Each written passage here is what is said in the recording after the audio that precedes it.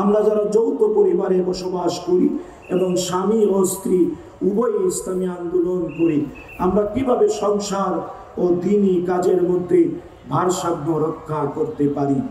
দেখুন, যৌথ পরিবার এটা আমাদের এই দেশের ঐতিহ্য, আমাদের শত বছর হাজার বছরের ঐতিহ্য, এমনকি ইসলামী ঐতিহ্য বটে যে একই পরিবারে শ্বশুর শাশুড়ি, বাবা মা, ভাই বোন, স্বামী স্ত্রী, চাচা ভাতিজা সবাই মিলে একসাথে থাকবে।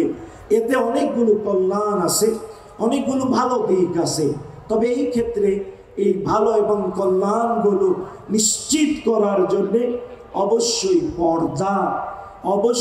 পর্দা নিশ্চিত করতে হবে।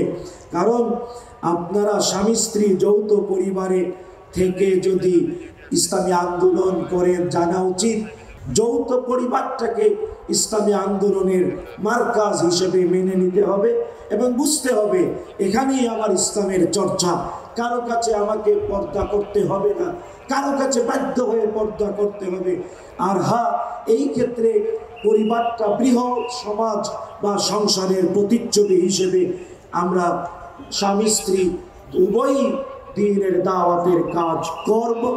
হ্যাঁ, এই ক্ষেত্রে যৌথ পরিবারের কাজগুলো, যদিও আমাদের সোসাইটিতে অনেক পুরুষ সংসারের কাজ করেন না, বাহিরের কাজ পুরুষরা করেন, আর মায়েরা, মেয়েরা, বোনেরা, স্ত্রীরা তারা সংসারের কাজও করে, পারলে বাহিরের কাজও করে।